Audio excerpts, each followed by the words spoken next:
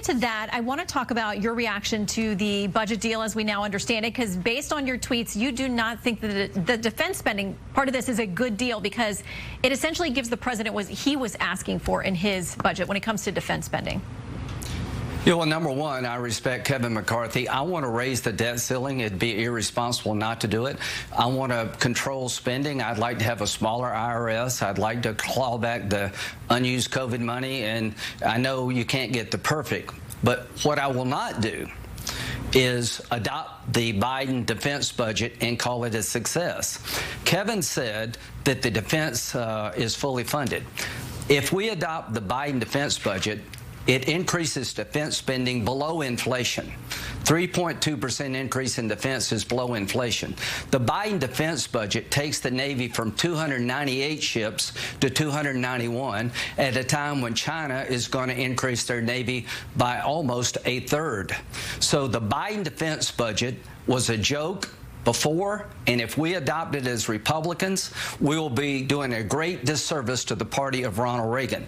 The biggest winner of the Biden defense budget is China because they'll have a bigger Navy, and it will be Putin. There's nothing in the budget from Biden to help Ukraine win a war that they're on the verge of driving the Russians out. So I like Kevin a lot, but don't tell me that the Biden defense budget fully funds the military. We've attacked it for a year as Republicans because it takes the Navy in decline at a time we need a larger Navy to contain China. The overmatch with China is real. The Biden defense budget makes it even worse for us. So I look forward to the details, but if you send me the Biden defense budget to the United States Senate and declare it fully funds the military, you will have a hard time with me. I like that you edited yourself for Sunday television. I could see where you're going there, but does that mean that you would be a no? Because you obviously sound very concerned about the default, the default portion of this. Would you be a no overall? I am not going to do a deal that marginally reduces the number of IRS agents in the future at the expense of sinking the Navy. The Biden defense budget takes the Navy from 298 to 291 ships.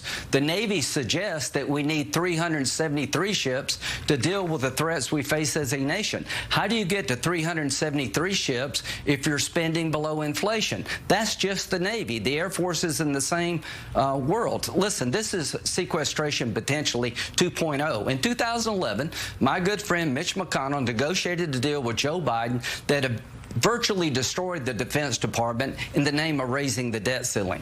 If this is another round of sequestration, not only will I vote no, I will not be intimidated by June 5th. This is Memorial Day weekend. We're celebrating those who died for our country. I am a Republican from the Reagan camp. Ronald Reagan would not do this to our military. The defense team of Joe Biden, I've lost faith in a long time ago. I've been making light of the Biden budget as being inadequate, a win for China. And if you ask me now to swallow it because of the debt ceiling, you can forget it. The number one job of every member of Congress should be to defend the nation, and the Biden defense budget does not do it. Kevin has a hard job. I like him a lot. But my good friend John McCain voted for sequestration in 2011, thinking we would never do the cuts that we actually did. 2 years later, he says it's the worst vote he ever made. We're doing the same thing all over again in the name of raising the debt ceiling. We should raise the debt ceiling, but we should not cripple the military's ability to defend the nation as a trade-off. Spending below inflation is not fully funding the military. Cutting the size of the Navy only helps China. All right, I want to make sure that